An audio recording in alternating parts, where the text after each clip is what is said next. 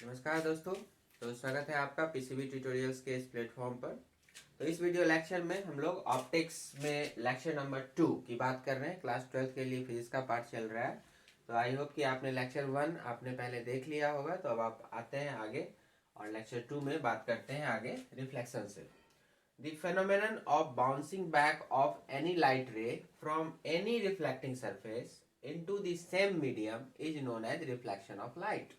तो reflection of light को पहले समझने की कोशिश करते हैं। तो जो लाइट रे है वो किसी भी एक मीडियम से अगर आती है और किसी भी रिफ्लेक्टिंग स्मूथ सरफेस पे टकराती है, चाहे वो प्लानर रिफ्लेक्टिंग सरफेस हो या कोई कर्व्ड रिफ्लेक्टिंग सरफेस हो, तो किसी भी मीडियम से इंसिडेंट रे आ रही है। जैसे यहाँ भी मैंने बनाया हुआ है कि IR2 माने इंसिडेंट रे 2, ये यहाँ पर ऐसे आ रही है। इधर 1 में देखिए IR1 ऐसे आ रही है। तो यहाँ पे टकराने के बाद ये वापस उसी सेम मीडियम में मुड़ जाती है। तो बाउंसिंग बैक एक तरह से हो जाती है। The phenomenon of bouncing back of any light ray from any reflecting surface into the same medium, जिस मीडियम में इंसिडेंट रे रहेगा उसी मीडियम में रिफ्लेक्टिंग रे को भी होना है। ठीक है, ये ध्यान रखिएगा। तो यही फेनोमेनन आपका कहलाता है reflection of light, known as reflection of light. The reflecting surface may be planar as well as curved, किसी भी तरह का ये हो सकता है। तो यहाँ पर अब आपको जानना है दो छोटे छोटे लॉ हैं जिनको आप लॉज ऑफ रिफ्लेक्शन भी बोलते हैं। तो इसमें क्या है कि इंसिडेंट रे जिसको IR से दिखाया गया है, रिफ्लेक्टेड रे जिसको RR से दिखाया गया है, normal to the plane at the incident point जिसको N से कह रहे हैं, all lie in the same plane. मतलब आप देख सकते हैं जैसे प्लानर रिफ्लेक्टिंग सरफेस के लिए जो इंसिडेंट रे हुआ, ये जो रिफ्लेक्टेड रे हुआ और ये हुआ नॉर्मल एट इंसिडेंट पॉइंट। ये P पॉइंट यहाँ पे इंसिडेंट पॉइंट हो गया और ये Q पॉइंट यहाँ पे इंसिडेंट पॉइंट हो जाएगा, है ना। ये इंसिडेंट रे और ये रिफ्लेक्टेड रे और यहाँ पे नॉर्मल NQ। ठीक है, ये तीनों लाइन यहाँ पर, ये तीनों लाइन यहाँ पर, ये क्या होंगे, सेम प्लेन में लाई करेंगे। जैसे मैंने इनको बोर्ड के प्लेन में ड्रॉ किया हुआ है तो बोर्ड के प्लेन में होंगे। जैसे कि बोर्ड के प्लेन के हिसाब से इंसिडेंट रे ऐसे आई तो बोर्ड के प्लेन के हिसाब से वो जाएगी। बोर्ड से बाहर नहीं आ सकती, बोर्ड के अंदर नहीं जा सकती। ठीक है, नॉर्मल के साथ भी वही होगा। जो नॉर्मल आप ड्रॉ कर रहे हो तो वो भी जो होगा बोर्ड के प्लेन में ही जाएगा। तो इंसिडेंट रे, रिफ्लेक्टेड रे और नॉर्मल ये सभी सेम प्लेन में होंगे।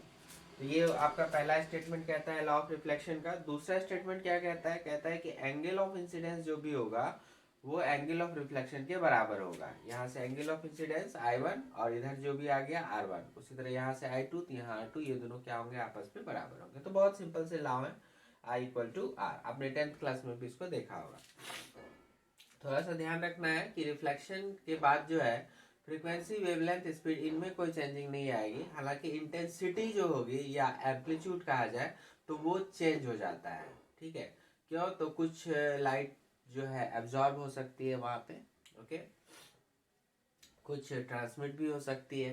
तो कुछ इस तरह से हो गया कि अगर जो भी लाइट रे आ रही है तो सबकी सब इधर नहीं मुड़ेगी बल्कि थोड़ी बहुत एब्जॉर्ब हो जाएगी। तो इंटेंसिटी में फर्क पड़ सकता है यहाँ पे। ठीक है, तो नॉर्मली रिड्यूस हो जाएगी।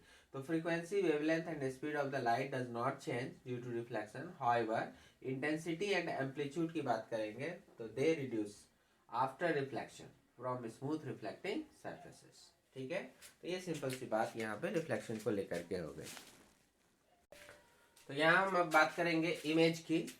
तो इमेज क्या होता है, तो ध्यान दीजिएगा, the meeting point of light rays after reflection और रिफ्रैक्शन। तो रिफ्रैक्शन के बारे में हम लोग आगे पढ़ेंगे, लेकिन ये ध्यान में रखना है कि इमेज का फॉर्मेशन दो कारणों से हो सकता है। या तो वहां पे रिफ्लेक्शन हो रहा होगा या फिर वहां पे रिफ्रैक्शन हो रहा होगा। ठीक है, तो the meeting point of light rays after reflection और refraction at the principal axis is known as the formation of image.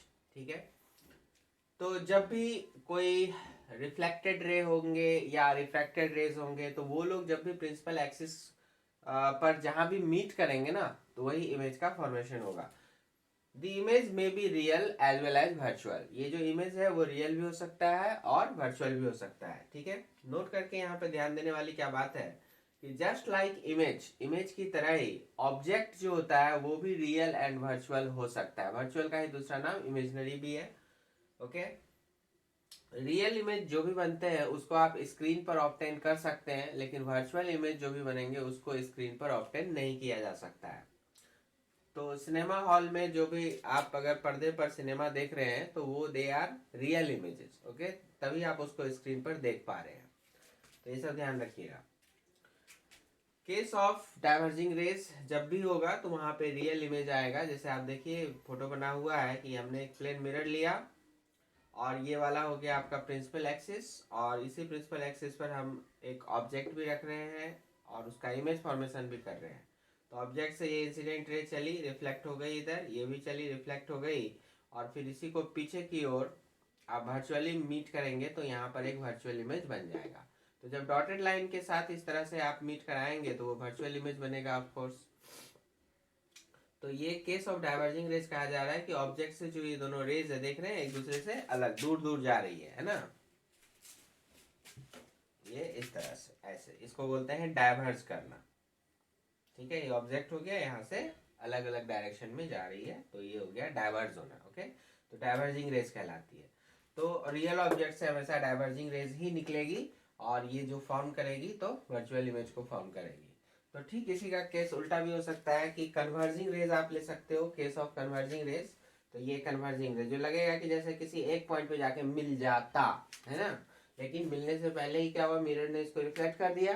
तो अगर ऐसा कोई केस लोगे कन्वर्जिंग रेज का तो फिर ये जहां पर मिलेगा वो हो गया वर्चुअल ऑब्जेक्ट ये वाला, और ये एक्चुअल में रिफ्लेक्ट होकर जहां मिला वो क्या बना दिया, रियल इमेज। ठीक है, तो प्लेन मिरर का जो ये केस है ध्यान में रखिएगा कि अगर ऑब्जेक्ट रियल हुआ जैसा कि इस केस में है तो इमेज आपका वर्चुअल बनेगा, और अगर ऑब्जेक्ट आपका वर्चुअल हुआ तो इमेज जो है वो रियल बनेगा। ओके, यहाँ पर एक बात और ध्यान रखना है कि प्लेन मिरर के केस में आप इन सिमेट्रीज को देखोगे तो यहाँ पर जो ट्रायंगल बन रहा है इस साइड का और यहाँ जो बन रहा है इस साइड का, दोनों आपस में कन्ग्रुएंट होंगे, मतलब कि जो भी लेंथेज होंगी यहाँ पर और यहाँ पर आपस में इक्वल होगी।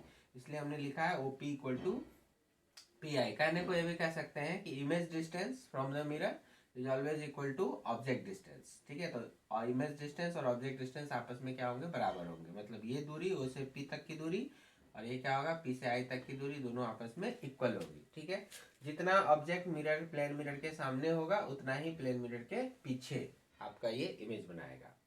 तो ये बातें यहाँ पे होती है।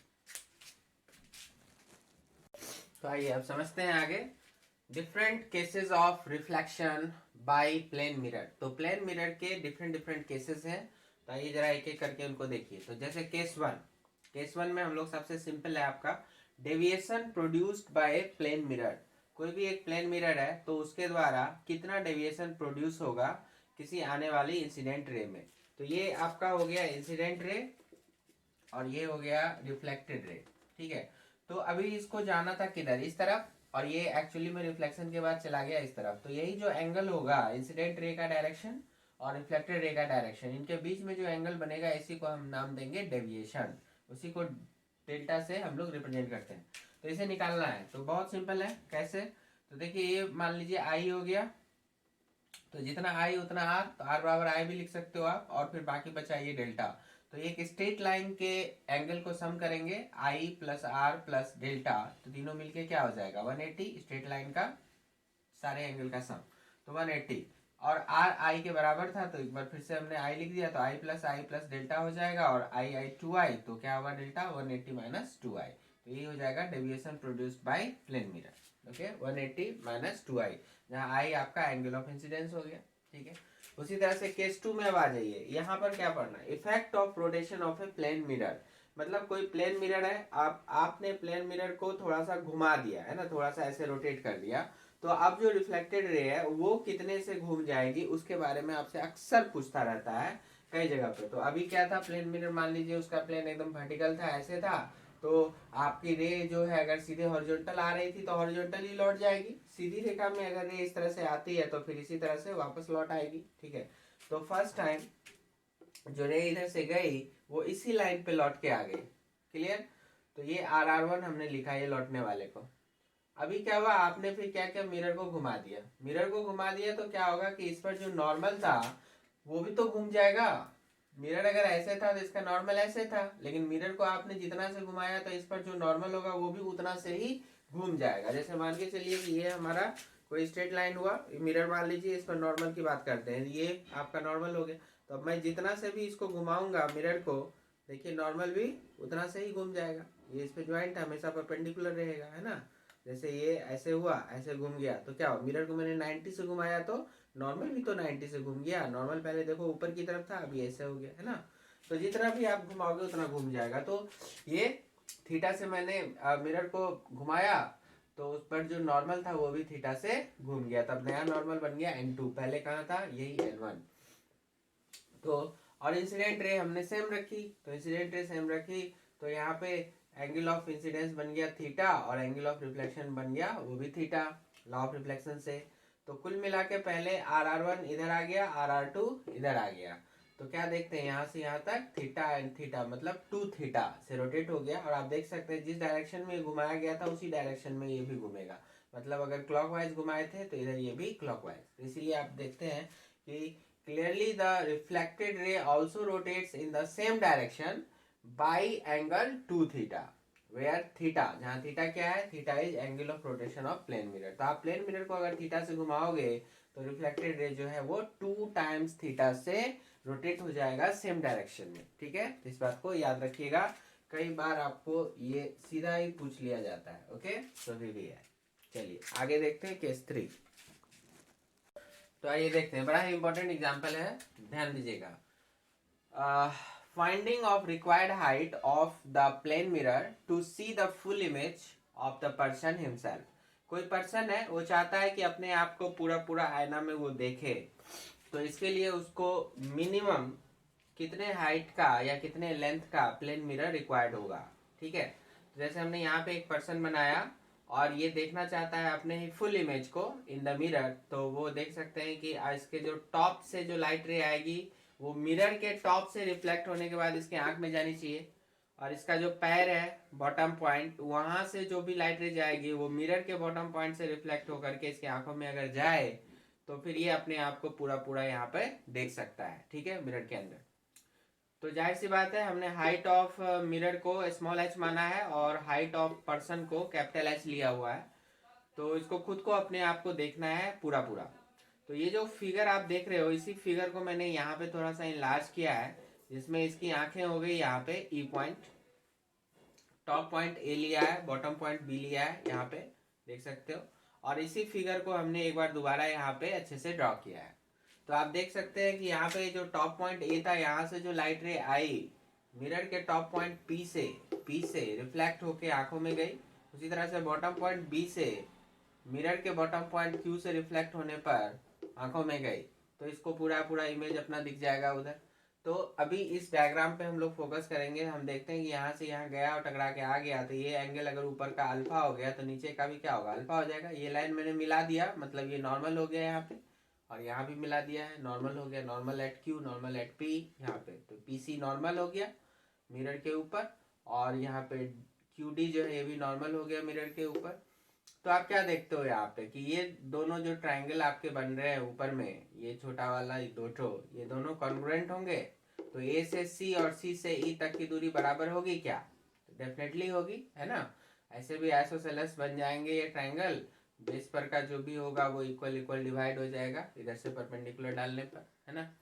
तो AC और C आपस में बराबर होंगे, इनको आप x मान लेते हैं। उसी तरह से आप इधर भी देखो, तो B से लेके D तक वो इक्वल हो जाएगा D से लेके E तक, है ना। तो ED इक्वल टू DB भी लिख सकते हैं, और इसको हम लोग y मान लेते हैं। यहाँ से यहाँ y, फिर यहाँ से यहाँ भी y। ओके, तो अब आप क्या देखते हो, A से B तक की जो दूरी थी वही थी क्या, पर्सन की हाइट h, AB बराबर h, height of the man. और ये जो आपका है P से Q तक की दूरी वो क्या है, small h, height of the plane mirror. Simple है ना, height of the plane mirror. तब आइए इसी पर हम लोग यहाँ पे छोटा सा कैलकुलेशन बचता है, कर लेते हैं। तो जो ये कैपिटल H है, तो असल में वो क्या है, लिख सकते हैं क्लियरली, ये कैपिटल H क्या है, x plus x plus y plus y, मतलब 2x प्लस 2y। तो 2 टाइम्स एक्स प्लस वाई हो गया क्या। और जरा पी क्यू को गौर से देखिए, ये वाला पोर्शन सी अगर एक्स है तो इसके ठीक सामने सामने का ये वाला भी तो यहाँ से यहाँ तक एक्स हो जाएगा, और ये वाला पोर्शन जो वाई लिखे हैं तो ये भी यहाँ से यहाँ तक वाई हो जाएगा, है ना।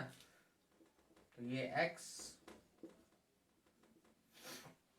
और वाई, तो ये एक्स प्लस वाई मिलके क्या हो जाएगा, ये वाला small h height of the plane mirror, तो एक्स प्लस वाई, तो ये आप लिख सकते हैं 2h। तो कहने का मतलब जो स्मॉल एच आया that is capital H by 2। तो इसमें आप कह सकते हो कि जो पर्सन है वो अपनी हाइट का आधा लेंथ, अपनी हाइट का आधा लेंथ अगर वो प्लेन मिरर का रखता है तो वो अपने फुल इमेज को देख सकता है, ठीक है। तो स्मॉल एच बराबर कैपिटल एच बाई 2। क्लियर है। आइए नेक्स्ट केस को देखते हैं। तो आइए नेक्स्ट, काफी इंपॉर्टेंट है ये भी, ध्यान दीजिएगा।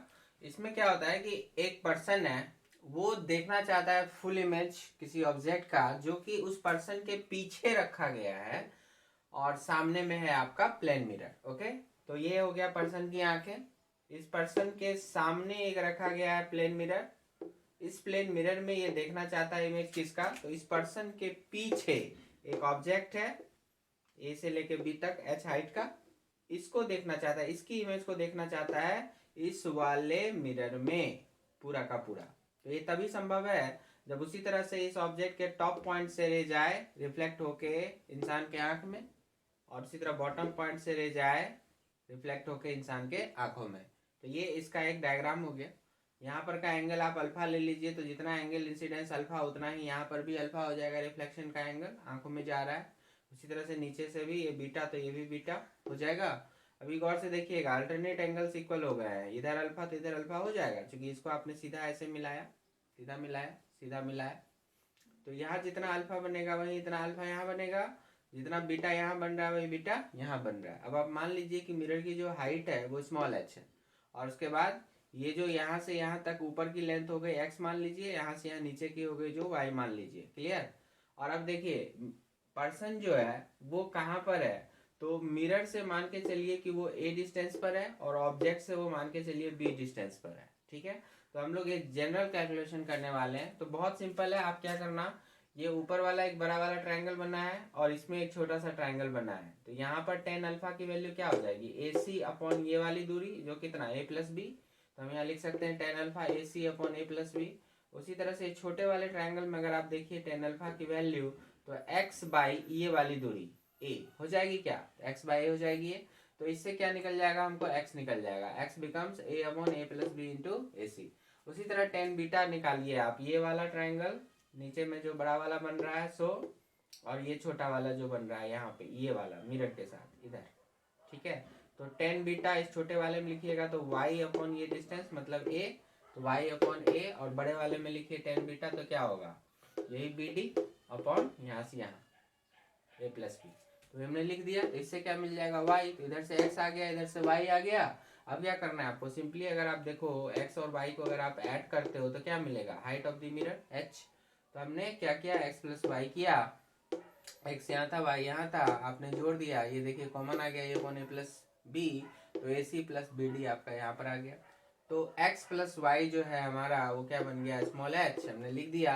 और ए सी प्लस बी डी को देखिए हमने क्या लिखा है, यहाँ पे देखिए इधर इस साइड से देखिएगा, a c plus c d plus d b, तीनों को जोड़ दें यहाँ पे तो क्या बनेगा, कैपिटल एच। और ये सी डी क्या था, यही हाइट h के बराबर था, देखिए तो गौर से हाइट h के बराबर था सी डी, तो a c plus h plus ये बी डी, तो a c plus h plus b d मिलके क्या हो गया, कैपिटल एच बन गया। अब क्या करना है, कैपिटल एच माइनस एच करो, इस स्मॉल एच को इधर लाओ, तो कैपिटल एच माइनस एच, इधर क्या बच गया, ए सी प्लस बी डी बच गया, तो a c plus b D हो गया यहाँ पे, तो कैपिटल एच माइनस एच। अब ए सी प्लस बी डी को हमको यूज करना है कहीं, देखो यहाँ पे यूज करना है, सो हमने इसको यूज कर लिया है, कैपिटल एच माइनस एच, ठीक है, यहाँ पे ये लिख दिया, ठीक है। तो फ्रॉम वन से ये चीज आ गई, तो अगर आप चाहें तो इसको ऐसे, ठीक है, इम्प्लीमेंट किया। चलिए, तो फिर उसके बाद क्या, बस सॉल्व कर दीजिए, स्मॉल एच के साथ जो भी है उसको इधर लेके आ जाइए, ये दोनों ऐसे आ गए, फिर स्मॉल एच को कॉमन कीजिए और सॉल्व कीजिए, आपको ये रिलेशन मिल जाएगा। तो ये जनरल रिलेशन आपका आ गया कि अगर जो पर्सन है उसका डिस्टेंस फ्रॉम मिरर दिया हुआ है और उसका डिस्टेंस फ्रॉम पीछे की वाल या जो भी ऑब्जेक्ट है आपका उस जिसको देखना है वो दिया हुआ है, तो उस केस में आपको इस तरह का रिजल्ट शो करेगा a/2a+b इंटू कैपिटल H। ठीक है, तो ध्यान दीजिएगा इस तरह का कैलकुलेशन नॉर्मली है नहीं कहीं पर किया हुआ। तो ये नॉर्मली बुक में या कई जगह पर क्या दे देगा कि दोनों बराबर कर देगा, स्पेशल केस करके a बराबर b कर देगा। हो सकता है क्वेश्चन में नहीं भी बोले, ठीक है, या अगर बोलेगा तो दोनों बराबर कर दिया। तो मैं बता रहा हूँ कि अगर मान लो किसी क्वेश्चन में अलग अलग डिस्टेंस दे रखा होगा तब आपको इस फॉर्मूले की जरूरत पड़ेगी। ओके, नहीं तो अगर ए बी दोनों बराबर है, मतलब पर्सन एकदम बीच में खड़ा है ऑब्जेक्ट और प्लेन मिरर के, तो फिर क्या हो जाएगा, ए बराबर बी कर देंगे। तो ए यहाँ पे रखिए तो a/3 है, देखिए जैसे मैंने यहाँ रखा है ए बराबर बी, तो क्या हो जाएगा 2a+a 3a नीचे में हो जाएगा, तो a/3a into capital H cut जाएगा तो h/3, तो small h become capital H/3। मतलब पर्सन को जिस ऑब्जेक्ट को देखना है ना उस ऑब्जेक्ट की हाइट का 1/3 हाइट ऑफ द मिरर चाहिए, तो वो क्या करेगा देख लेगा। लेकिन कब, जब पर्सन ठीक बीच में खड़ा होता है। अगर पर्सन बीच में नहीं होता है, कहीं और होता है, तो डिस्टेंस की जरूरत पड़ेगी, उसको यहाँ पुट करेंगे तो इससे सॉल्व हो जाएगा। क्लियर है, तो ये वाला फॉर्मूला याद रखिएगा, और अगर ठीक बीच में है तो डायरेक्ट इसको भी याद रखिएगा। तो एक बार फिर से बता दूं, केस 3 में क्या था, पर्सन खुद को देख रहा था सामने की एक प्लेन मिरर में, तो खुद की हाइट का आधा हाइट रिक्वायर्ड हो रहा था। अब क्या देख रहा है कि अपने पीछे के कोई h हाइट का ऑब्जेक्ट है उसको देखना है सामने रखे हुए मिरर में, और एकदम बीच में अगर वो खड़ा है तो 1/3 हाइट की जरूरत होगी h/3 की। तो इनको याद रखेंगे, ठीक है। आइए एक आध नेक्स्ट केस फिर देखते हैं। तो आइए इस केस को देखते हैं। इस केस में क्या हो रहा है कि दो प्लेन मिरर्स हैं और वो दोनों थीटा एंगल पर इंक्लाइंड है, inclined to each other, theta angle पर इंक्लाइंड है। तो रे आई, ठीक है, पहले मिरर से रिफ्लेक्ट हुई और फिर दूसरे मिरर पर भी रिफ्लेक्ट हुई। तो मान लीजिए पहले वाले पर अल्फा एंगल से इंसिडेंस हुआ, उतने से ही रिफ्लेक्शन होगा, दूसरे वाले पर बीटा से हुआ तो उतने से ही रिफ्लेक्शन यहाँ भी हुआ। तो हम क्या फाइंड यहाँ पे करना चाहेंगे, हम चाह रहे हैं कि इसमें नेट डेविएशन कितने का हुआ, मतलब ये अभी इधर जा रहा था और फाइनली इधर गया, तो ये दो बार मुड़ा है, एक बार यहाँ तो इसको Δ1 मान लेना है, और एक बार फिर यहाँ पे तो यहाँ Δ2, तो Δ1 प्लस Δ2 निकालने चाह रहे हैं। तो उससे पहले क्या करेंगे, सो ध्यान दीजिएगा, ये वाला जो ट्राइंगल बना है आपका ABP या APB जो बोल लो आप इसको, तो इसमें देखिए तो ये वाला एंगल मतलब PAB और ये वाला एंगल मतलब ABP, ठीक है, और प्लस ये वाला एंगल थीटा, ये तीनों का सम अगर करोगे तो क्या होगा, ट्रायंगल का है तो क्या आएगा 180 आएगा। अब आप पीएबी को जरा गौर से देखना, पीएबी देखिए इधर वाला अल्फा हो गया तो इधर वाला क्या होगा 90 माइनस अल्फा हो जाएगा, ठीक है, इधर अल्फा तो इधर 90 माइनस अल्फा, तब मैंने लिख दिया। उसी तरह से इधर बीटा तो इधर क्या हो जाएगा 90 माइनस बीटा, तो ये हो गया। ऐड कर दीजिए इनको, तो देखिए 90 90 180 जो कैंसिल हो जाएगा इनसे, और फिर देखिए माइनस माइनस इधर आके प्लस, तो alpha plus beta become theta, तो ये कंडीशन हो गया। अब हमें डेल्टा नेट निकालना है, विच विल बी Δ1 प्लस Δ2। यहाँ चाहो तो आप मेंशन कर सकते हो कि ये जो यहाँ पे डेविएशन हुआ Δ1 का, यहाँ जो डेविएशन हुआ Δ2 का, तो अगर इनको सम करेंगे तो आ जाएगा। अब देखिए आपने पढ़ा था पहले केस में डेविएशन के लिए कि अगर अल्फा से आएगा तो सिंगल प्लेन मिरर कितना से उसको डेविएट करेगा 180 माइनस 2 इंसिडेंस जो भी अल्फा, तो वही लिख दिया 180 माइनस 2 इंसिडेंस मतलब अल्फा। उसी तरह Δ2 180 माइनस 2 बीटा, एक साथ कीजिए 360 माइनस 2 अल्फा, 2 कॉमन कीजिए, अल्फा प्लस बीटा हमने यहाँ से निकाला हुआ है, पुट कर दें थीटा, तो कर दिया, तो कितना आ गया 360 माइनस 2 थीटा। तो 360 माइनस 2 थीटा नेट डेविएशन आपको मिलेगा जब दो प्लेन मिरर थीटा एंगल पर इंक्लाइंड होंगे। तो ये लिख दिया गया, clearly when two plane mirrors are kept inclined to each other with angle theta, then the net deviation produced by the combination of mirrors will be delta net 360 minus 2 theta, ठीक है, इसको याद रखिएगा। अब यही अगर थीटा में 90 कर दूं, मतलब दो प्लेन मिरर अगर परपेंडिकुलरली ऐसे आ गए तो क्या आएगा, इसमें पुट कीजिए 90, सॉल्व कीजिए, सॉल्व किया कितना आया 180 का मतलब हुआ कि रे जो यहाँ पे आ रही है वो इस तरह से रिफ्लेक्शन करेगी कि ये आने वाले के ठीक एंटी पैरेलल निकल जाए, ऐसे आए तो ठीक 180 का डेविएशन बना के वापस चला जाए, है ना। तो ये इंसिडेंट रे और ये रिफ्लेक्टेड रे बिल्कुल एक दूसरे के एंटी पैरेलल होगी, वही लिख दिया गया है। Independent of angle of incidence, यहाँ पे देखिए ये एंगल ऑफ इंसिडेंस अल्फा अगर मान रहे जो कुछ भी हो उससे कोई फर्क नहीं पड़ता है, कितना भी ये एंगल हो उससे कोई फर्क नहीं पड़ेगा, बिकॉज देख सकते हो आप 180 डिग्री। क्लियर है क्या, तो कोई भी फर्क नहीं पड़ता यहाँ एंगल ऑफ इंसिडेंस से, फर्क किस पर पड़ता है डेविएशन से, कि दोनों मिरर के बीच में एंगल कितने का था, ओके, इस 2 थीटा पर डिपेंड करता है, ठीक है। तो यहाँ पर ये हो गया आपका केस 5। तो इस वीडियो में हम लोग इतना ही रखेंगे। नेक्स्ट वीडियो में हम लोग आपको आने वाले और भी केसेस हैं तो उसके बारे में डील करेंगे प्लेन मिरर के, और फिर हम लोग और आगे कर्व मिरर पर रिफ्लेक्शन के बारे में भी पढ़ेंगे। तो आई होप कि आप यहाँ तक अच्छे से क्लियर कर लीजिए। ऑप्टिक्स का पार्ट है काफ़ी इंपॉर्टेंट, ये आपको एक बार खुद से फिर से करके देखना पड़ेगा एक एक चीज़ को। दिक्कत हो वीडियो को 2 बार 3 बार आप उसको चलाएं, देखें, समझें। ज़्यादा दिक्कत हो कमेंट करें, पूछें, ठीक है। तो वीडियो अच्छा लगा हो तो लाइक करो, शेयर करो और अच्छे से पढ़ो, ठीक है। All the best.